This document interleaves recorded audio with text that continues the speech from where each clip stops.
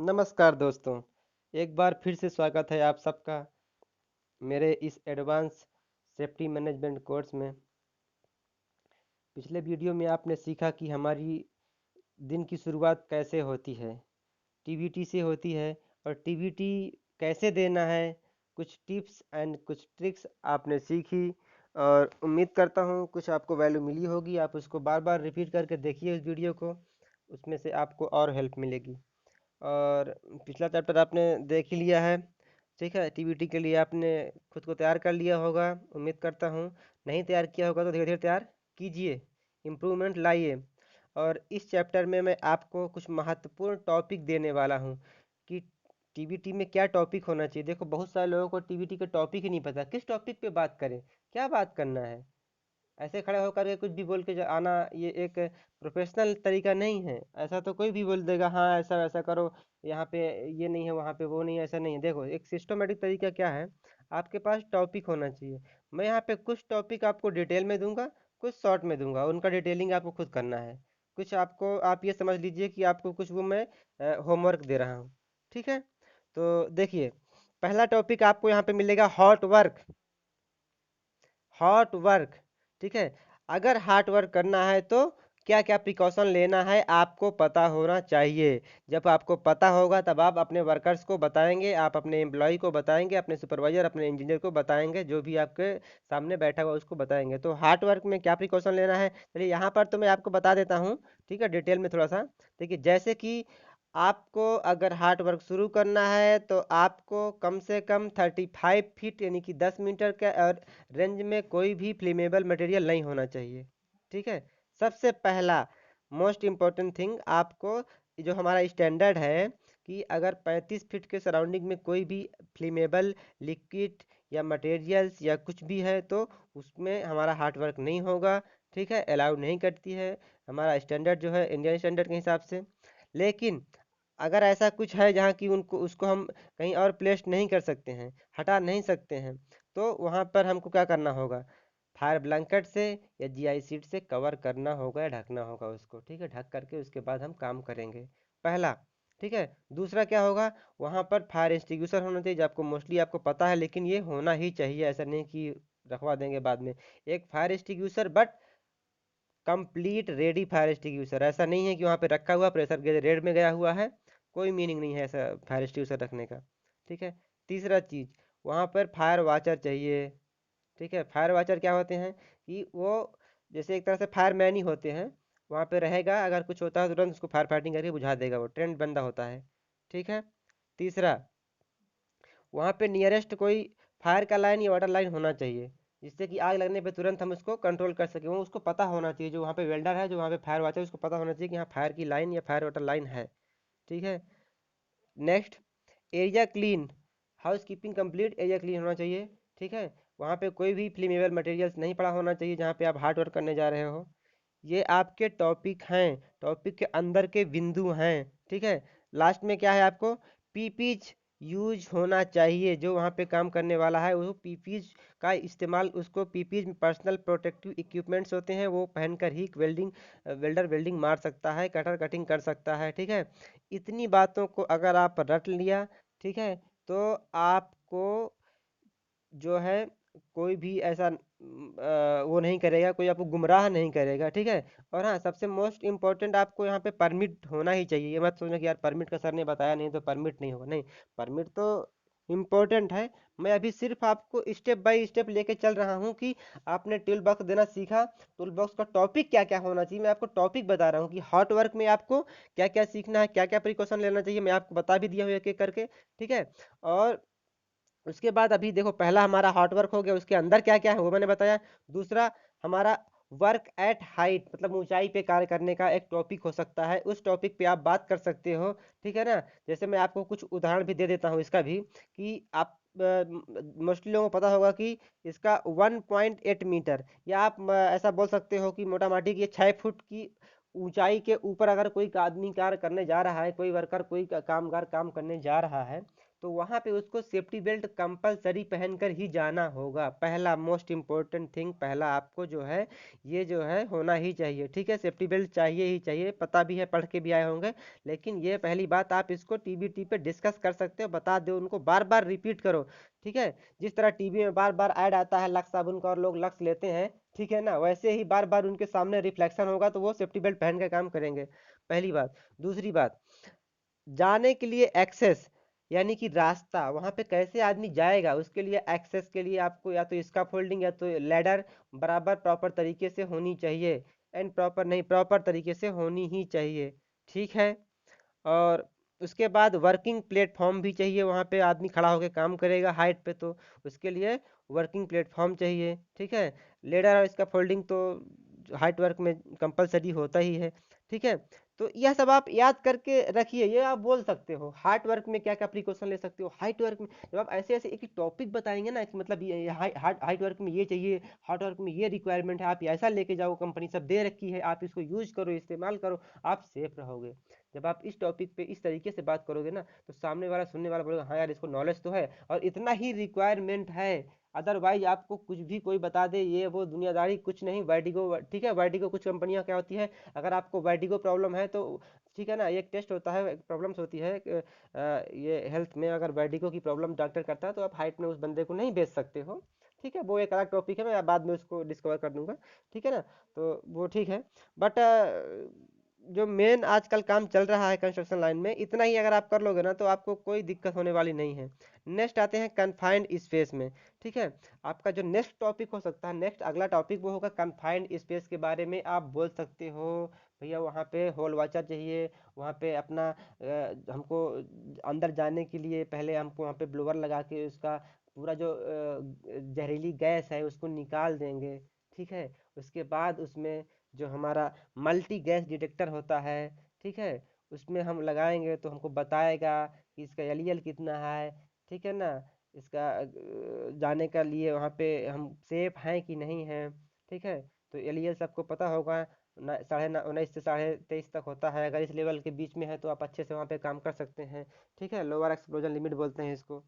तो ये सब चीज़ें आप कन्फाइंड स्पेस में आप और थोड़ा सा जाएंगे तो कुछ तो आपने पढ़ा ही होगा, तो आप मतलब मैं आपको टॉपिक दे रहा हूँ। जैसे पहला हो गया हार्ड वर्क, दूसरा हो गया हाई वर्क एट हाइट, तीसरा हो कन्फाइंड स्पेस, तो आप कन्फाइंड स्पेस में इस चीज़ों को ले सकते हो, है ना। और अगला हो गया एक्सावेशन वर्क। एक्सावेशन में क्या क्या सावधानियां लेनी चाहिए, आप उसको एक एक चीज़ हेडिंग आप लिख लीजिए, ठीक है, एक्सावेशन के लिए। उसके बाद जनरल वर्क, जनरल में क्या आता है आपका, जैसे कि अगर सिविल में है तो क्यूरिंग हो गया, चिपिंग हो गया, है ना, पानी डालना वगैरह, ये सब कहीं थोड़ा बहुत तोड़ मोड़ करना है, थोड़ा बेसिक जनरल जो काम होते हैं वो उसके जनरल परमिट बनता है, तो जनरल में आप उसको कवर कर सकते हैं। मैकेनिकल में बॉक्सअप हो गया, अलाइनमेंट हो गया, है ना, नट बोल्टिंग हो गया, या हाउसकीपिंग हो गया, ये सब जनरल में आप ये सब टॉपिक लेकर के जनरल वर्क के हिसाब से आप कि जनरल वर्क करते वक्त हमको क्या क्या सावधानियां रखनी चाहिए, ठीक है। अगला आता है sand blasting, grit blasting and painting work. देखिए ये भी एक बड़ा टॉपिक है, ठीक है। आप सैंड ब्लास्टिंग एंड पेंटिंग के लिए भी एक 3-4 पॉइंट डिसाइड कर लीजिए, ये भी एक आपको एक दिन बोलने के लिए पर्याप्त है ये टॉपिक, ठीक है। उसके बाद पाइलिंग।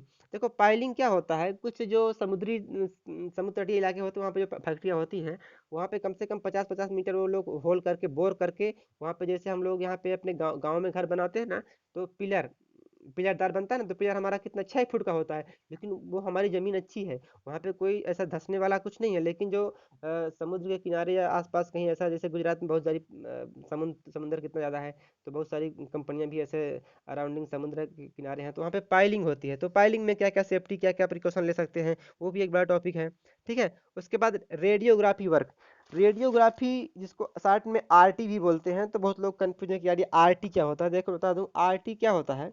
रेडियोग्राफी का मोस्टली रात में ही होता है, टैंक में या पाइप का जो जॉइंट होता है ना, उस जॉइंट को ये एक्सरे मशीन से चेक करते हैं।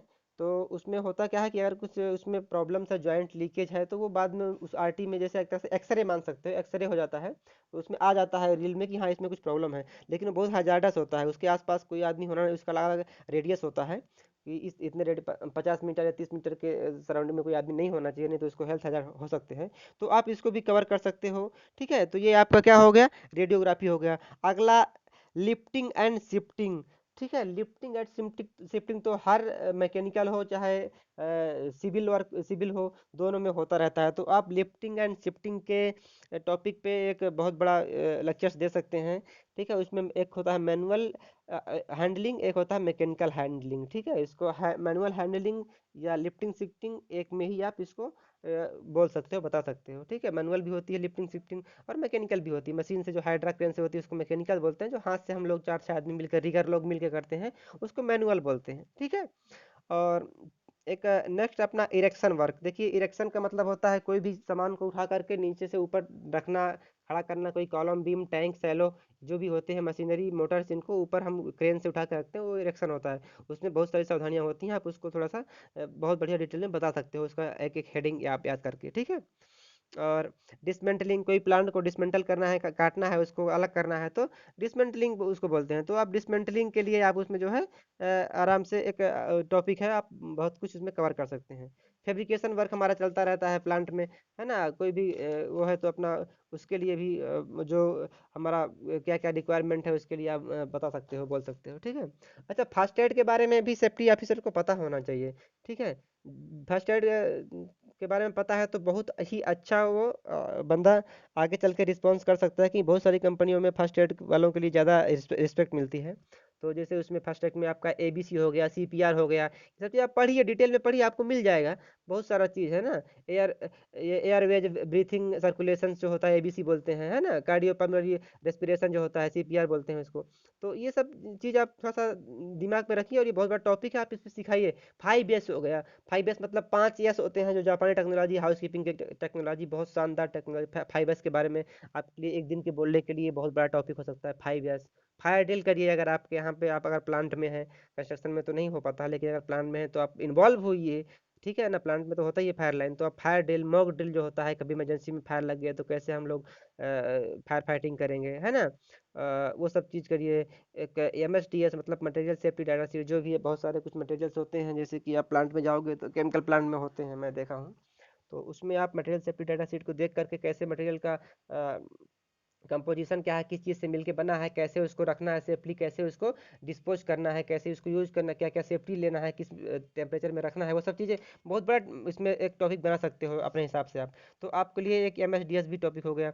और एक और लास्ट में आप कह सकते हो कि how to operate fire extinguisher. ठीक है ना, फायर एक्सटिंग्विशर को आप कैसे ऑपरेट कर सकते हो, या कैसे आप फायर एक्सटिंग्विशर को जो है चलाना सिखा सकते हो अपने वर्कर्स को, अपने एम्प्लॉयज़ को, अपने, है ना, पूरे प्लांट में। जिनको नहीं पता है तो आप ये बहुत ईजी है, उसका जो एक पास फार्मूला होता है ना, PASS बोलते हैं, उस टाइप से आप समझा करके। 18 से 20 टॉपिक है, आप इन टॉपिक पे अगर आप काम करोगे तो आपका टॉपिक कभी ख़त्म नहीं होता है। ये टॉपिक आप हफ्ते दर हफ्ते बदलते रहिए, रिपीट करते रहिए बार बार। ऐसा नहीं है कि एक टॉपिक आपने आज बोला है, अब मैं यहाँ पे लमसम 18 से 20 टॉपिक आपको दे दिया हूँ। ठीक है, हार्ड वर्ड से लेकर टाइप आप how to operate fire extinguisher तक। ठीक है, तो आप जब वहाँ से शुरू करोगे डे 1 से, तो 18 20 दिन तक आप किए जाने वाला है। उसके बाद फिर से शुरू से रिपीट करिए, क्योंकि रिपीट नहीं करोगे तो आदमी को भूल जाएगा। इसके लिए बार बार रिपीट करते रहो, सिखाते रहो उसको।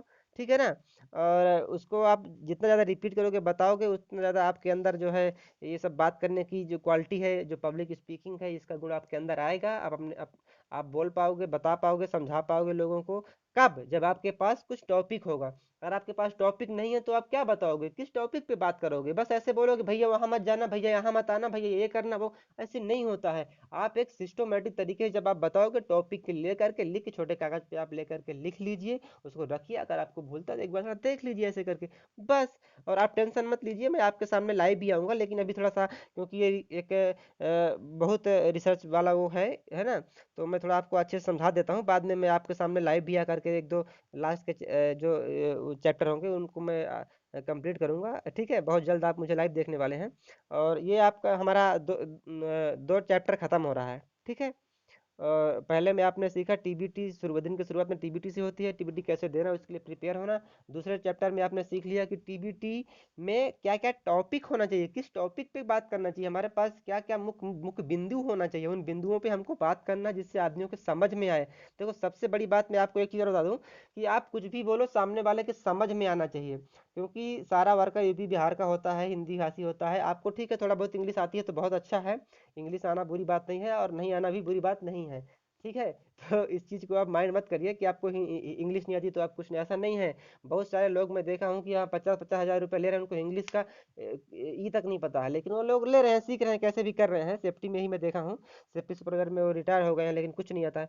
तो ऐसा कुछ नहीं है, आप ये दिमाग में मत लाइए कि आपको इंग्लिश कमजोर है तो आप सेफ्टी में नहीं। नहीं, आप बहुत अच्छा, अगर आपके अंदर ये पब्लिक पब्लिक स्पीकिंग का गुण आ गया ना, तो आप कोई भी कंपनी में जाओगे, आपका बहुत मोस्ट वेलकम होगा। आपका 50% सिलेक्शन तो आपके पब्लिक स्पीकिंग से ही हो जाएगा। आप 40-50 लोगों को बता रहे हैं, बोल रहे हैं, समझा रहे हैं, वो बहुत अच्छी आपके अंदर कला है। आप उसको विकसित करिए, सीखिए, और अपने दोस्तों को प्रेरित करिए कि वो भी मेरा एक कोर्स को लें और सीखें इससे।